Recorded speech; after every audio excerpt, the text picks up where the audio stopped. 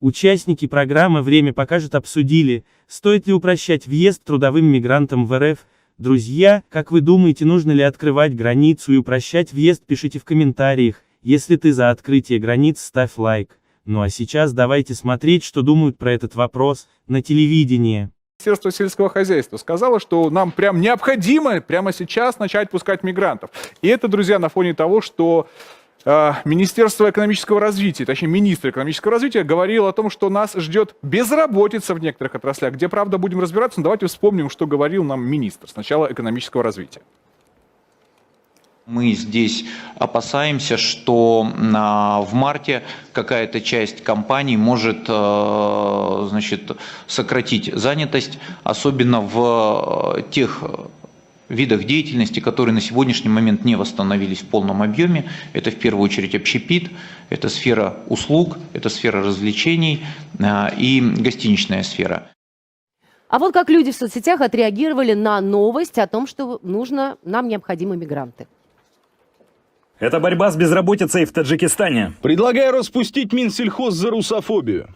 Упрощение въезда мигрантов только усугубит негативное положение на рынке труда. Российский закон должен защищать своего рабочего, а не загонять его в безработицу дешевой и непрофессиональной мигрантской силой. Ну да, оценили. Свои-то дороже обходятся, а те почти даром. А многие ли из этих российских безработных готовы работать в поле? Они же люди высшей расы, в полях должны пахать плебеи. Они таксистами и дворниками, няньками и строителями не станут горбатиться. Величие не позволяет. А вопрос очень простой, Сергей. Обойдемся мы без мигрантов или нет? Конечно, обойдемся. Это вопрос государственной стратегии. Понимаете, как бы массовая трудовая миграция, в ней заинтересован исключительно крупный капитал. Вот и все. Это происходит в строительстве, это происходит в агрохолдингах. Мы в этом не заинтересованы. Мигранты отнимают наши рабочие места, мигранты давят на уровень зарплат, мы меньше зарабатываем, мигранты вывозят деньги из страны, они их вымывают из экономики. Со всех сторон это плохо. Вообще было бы неплохо обратиться к опыту Соединенных Штатов Америки, где каждый президент всегда говорит: мы создали столько-то новых рабочих мест, наша цель создавать рабочие места для американцев. Вы слышали что-нибудь подобное от российских государственных деятелей? Отвечаю: нет. Нет, мы говорим цифрами ВВП, рост, какие-то просто пустота. Как будто мы смотрим в таблицу в Excel и не видим за ними людей. Вот о чем это Смотрите, ведь за время пандемии, так сказать, когда был усложнен въезд, и мы как-то справились. Может Николай, быть, нам же ведь нужна отдельная политика, действительно. Минсельхоз очень часто докладывал, что у нас рекордные урожаи. А сейчас, говорят, не хватает нам мигрантов. Вот мы год прожили. На самом деле, про США, во-первых, это страна мигрантов, для начала. Большая часть населения не трудовых мигрантов. Давайте не про США, давайте про нас. Если мы говорим про нас, действительно важный год момент. Прожили, сейчас умирать начали. У нас, на самом деле, очень часто бывает, что мы не успеваем даже собрать до конца весь урожай. У нас рекордный урожай в этом году. У нас в этом году один из лучших проблема, которая возникает. А может, хорошие условия работы предложите, и сразу люди условия пойдут? работы. Могу пример привести из реальной истории. У меня у товарища есть хорошее большое сельхозпредприятие. Проблема. Он сам лично директор, совладелец, ездил по разным регионам, искал трактористов. Не может найти. Нет специалистов, которые готовы реально работать. Он им предлагал. Вы реально верите, что сейчас...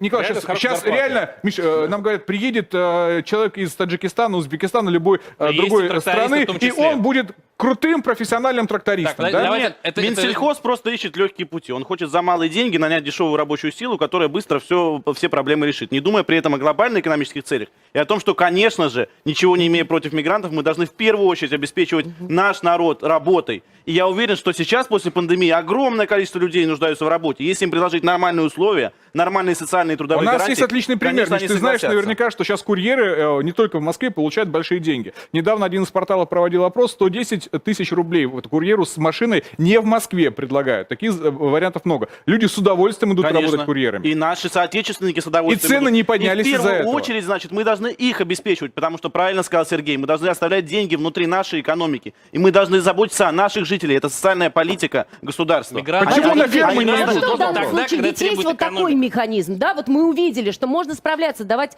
достойные условия и так далее. Как быть, вот, чтобы мы, так сказать, урожай, который вырастили, собрали хорошо? Когда большой агрохолдинг стабилизирует заработную плату на уровне 30-35 тысяч рублей, конечно, мигранту проще пойти работать. Да.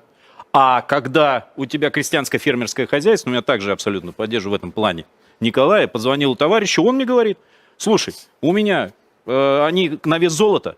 7 человек должны обеспечить полный цикл. Но проблема в другом. Это не значит, что я хочу взять мигрантов. Мне нужны наши, которые я имею влияние, которые живут рядом, которых я знаю, родственников, там, пап, мам, и в конце концов, кто может работать профессионально. Я найду, как на него влиять. Я найду, чтобы он не употреблял алкоголь. Я найду возможности так, чтобы он действительно качественно жил. Ему были предоставлены все условия. Но, к сожалению, Минсельхоз у нас только бьет по хвостам. Мы предлагаем, у нас впереди жатва, нам нужно срочно кого-то привлечь. Хорошо, тогда сделайте качественную заработную плату на уровне 100 тысяч рублей. Все. Вот мы поговорили с одним из фермеров. Вот как это выглядит на земле. Послушайте. Утром пришел на работу с утра, и к тебе уже никто не пришел из русских, потому что человек дома, он за работу в принципе не держится. Вот, потому что если кто-то идет работать на полях, кто остался в деревне, то это пьющее число населения. То есть надежды никакой на этого человека нет.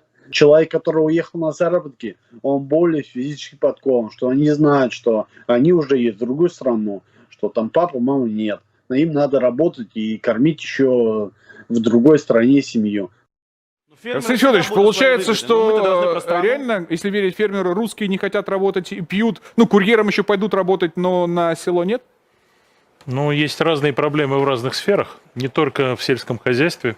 Про таксистов вы уже говорили, с этого начали.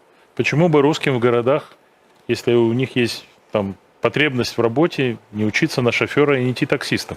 Ну, не хватает, мы видим. По крайней мере, в таксистах много пришельцев из-за рубежа.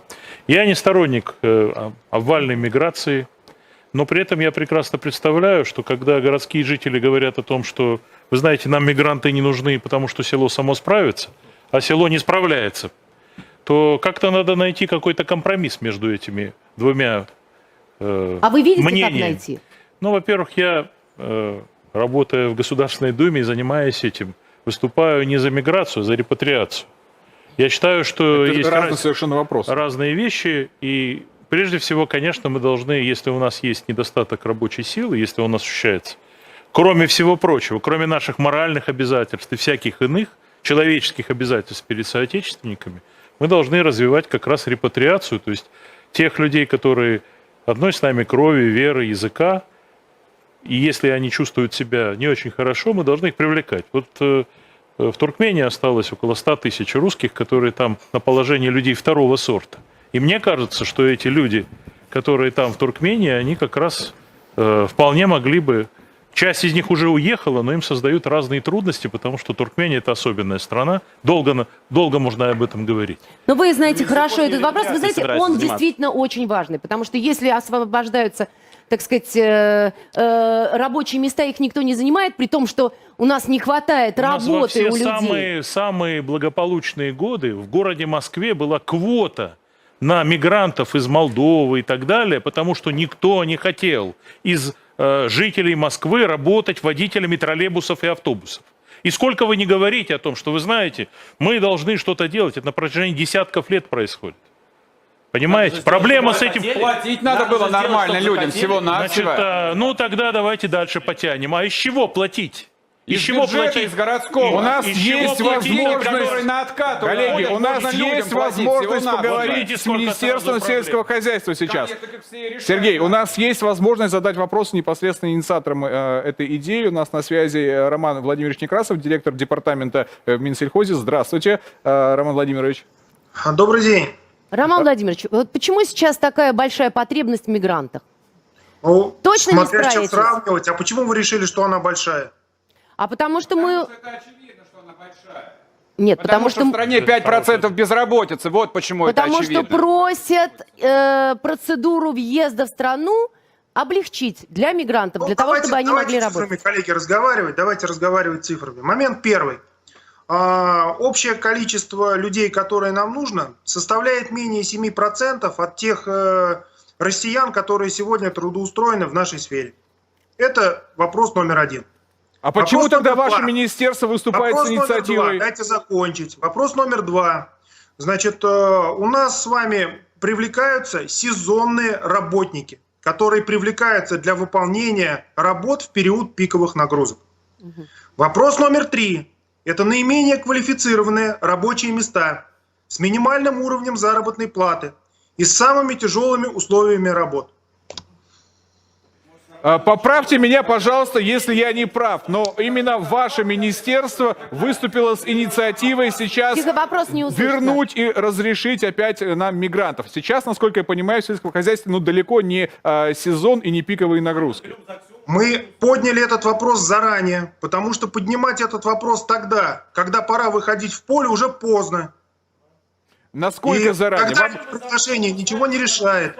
А сезонные полевые работы у нас на юге нашей страны, если кто не знает, может атлас открыть и географию обновить. Начинаются у нас в конце февраля, начале марта. Пока карантин, пока туда-сюда.